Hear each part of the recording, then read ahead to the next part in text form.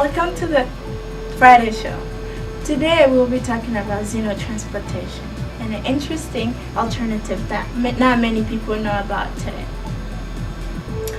We also have a guest with us today, Dr. Khan from the University of Minnesota, who will be joining us later today. Basically, xenotransplantation it's a transplantation of a living cell organism or organs from one species to another. And today we'll specifically discussing about animal to human transplant.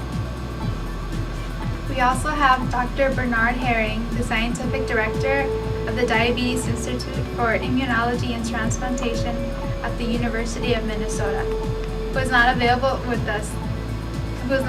to visit us, but is able to share his message with us later on.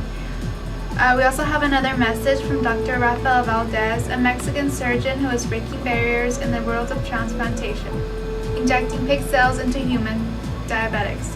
He is from Mexico and will share about the ethics and social issues he struggles to overcome. And here's a video to demonstrate further. This baby pig, just 7 days old, has been flown to the Children's Hospital from a special research farm in northern Mexico. It's been raised in a sterile environment specifically for medical research. At the hospital's xenotransplantation lab, a veterinarian prepares the animal for organ donation. The pig is quickly euthanized. Then the pancreas and testicles are removed. In the lab, the pancreas cells and the testicle, or Sertoli cells, are isolated and mixed together. Under the microscope, you can see the round insulin-producing pancreas cells called islet cells, surrounded by the smaller white testicular cells. And even though they're from pigs, these cells are biologically very similar to those of humans. Now let's have Dr. Khan join us.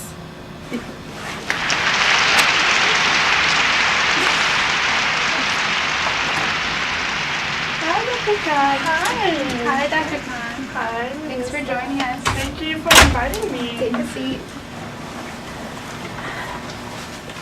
So, Dr. Khan, can you please tell us how xenotransplantation is being used today? Every day, patients are waiting for organ donors for transplants. And approximately 10 people die each day waiting for these transplants. Therefore, for those who are in need of organs, they use the alternative option, xenotransplantation. For instance, America's #1 cause of death is heart disease. So if a patient needs a heart but can't afford to lose time waiting for a heart donor, they use xenotransplantation. Another case is kidney failures and liver failures. So for those who are also waiting for those kinds of organs, they use xenotransplantation. So what kinds of animals are we using for xenotransplantation in humans? Mostly pigs, and in some difficult cases, primates. We use pigs because it's most likely the only optional species we have that's in the closest relation to our bodies, other than primates. Okay.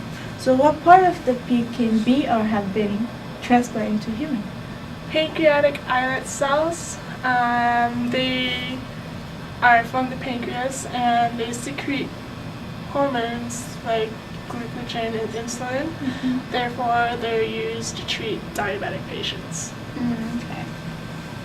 Well, thank you, Dr. Khan. That was very informative. And now we will have Dr. Bernard Herring to share his words and explain the process of xenotransplantation with diabetes. My name is Bernard Herring. I'm the Scientific Director of the Diabetes Institute for Immunology and Transplantation at the University of Minnesota. Type 1 diabetes is a crippling and relentless disease. It occurs in children and young adults when the immune system mistakenly destroys all insulin-producing cells in the pancreas. The only way to cure type 1 diabetes is to replace or regenerate islets. Pancreas transplants have been shown to restore normal blood glucose control, reverse diabetes complications, improve quality of life, and increase life expectancy. Islet cell transplants, a much less invasive approach, have reversed diabetes in 90% of our recipients at the University of Minnesota. To make islet transplants more widely available, we will need to develop an unlimited supply of islet cells. Pig islets and stem cell-derived islets both hold great promise, but pig islets could provide a more short-term solution. We have recently shown long-term diabetes reversal after pig islet xenotransplantation in monkeys, one step away from humans. To avoid rejection with minimal or no immunosuppression, we are pursuing a novel, fundamentally different approach. We are developing a bioengineered immune-privileged islet implantation site, an islet sanctuary.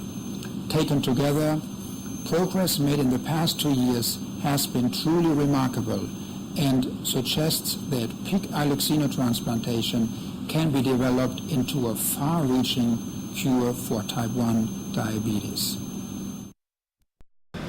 Welcome back, everyone. We now return to our topic, xenotransplantation. Dr. Hunt, I have a question.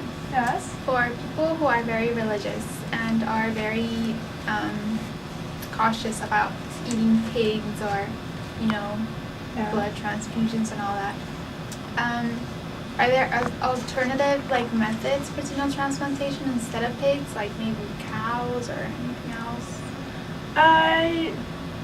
Yes, there are. Like I said earlier, in some difficult cases, we use primates instead of pigs.